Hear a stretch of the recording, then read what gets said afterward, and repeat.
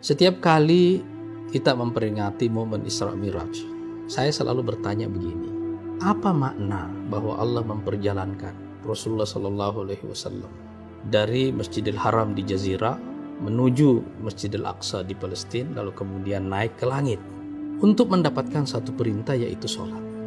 Pasti ada satu momen dan juga konteks yang membuat perintah sholat ini, walaupun sebenarnya sudah turun sebelumnya, tapi yang 5 waktu ini diturunkan pada tahun ke-10 dalam peristiwa Isra Miraj itu. Kalau kita melihat konteks sejarahnya, Rasulullah SAW pada tahun itu sedang memasuki satu situasi yang benar-benar buntu. Mereka baru saja, kaum muslimin, Rasulullah bersama sahabatnya keluar dari isolasi. Kemudian setelah itu paman beliau Abu Thalib meninggal, yang merupakan backup politik dan keamanannya. Lalu istri beliau yang sangat beliau cintai, Khadijah, juga wafat, yang merupakan backup psikologis, emosional, sekaligus juga backup finansial. Situasi ini berat dalam perjalanan dakwah beliau di Mekah itu. Dan untuk itu Allah mengangkat beliau dalam satu perjalanan menuju langit. Jadi salat ini diturunkan dalam momentum itu. Momentum ketika dunia lagi buntu. Itu artinya apa? Semua yang buntu ini dibuka dalam satu celah komunikasi baru dengan Allah Subhanahu wa Ta'ala. Sebelum ke langit waktu ke Masjidil Aqsa, kan sudah terasa jarak yang jauh itu jadi dekat. Begitu naik ke langit sekarang, coba kita bayangkan di mana letaknya Masjidil Haram di situ. Di mana letaknya Jazirah? Di mana letaknya planet ini, bumi ini dalam keseluruhan tatanan alam raya ini? Tidak terlihat sama sekali. Semuanya tiba-tiba menjadi kecil.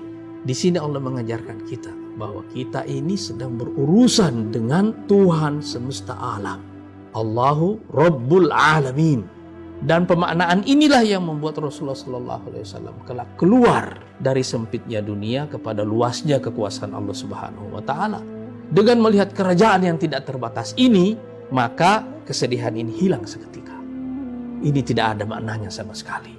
Dari sini juga Rasulullah SAW mendapatkan satu kekuatan, tangga naik orang mukmin menuju ke langit. Itu sebabnya setiap kali Rasulullah SAW mengalami kesulitan, beliau selalu menyelesaikannya dalam sholat. Dan itu sebabnya seluruh perintah sholat ini kita lihat itu mewadahi seluruh kebutuhan psikologis kita semuanya. Kita lagi sedih, kita pergi ke sholat. Kita lagi susah, kita pergi menyelesaikannya dalam sholat.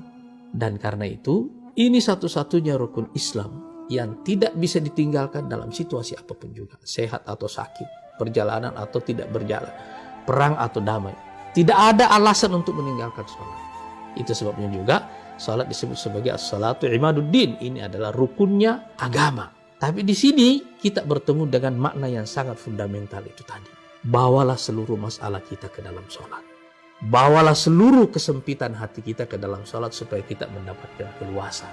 Bawalah seluruh keterbatasan kita ke dalam sholat supaya kita mendapatkan kekuatan dari sumber yang tidak terbatas. Maka sholat ini adalah sumber energi, baik bagi kita maupun energi perubahan. Maka kita menyaksikan bahwa setelah peristiwa Isra Miraj ini, Rasulullah SAW langsung melakukan langkah-langkah raksasa sesudahnya. Menyiapkan pendirian negara Madinah, melakukan hijrah 3 tahun kemudian, mendirikan negara Madinah, dan kelak juga kembali membebaskan Mekah. Makna sholat seperti inilah yang harus kita ingat kembali setiap kali kita mengenang peristiwa Isra dan Mi'raj.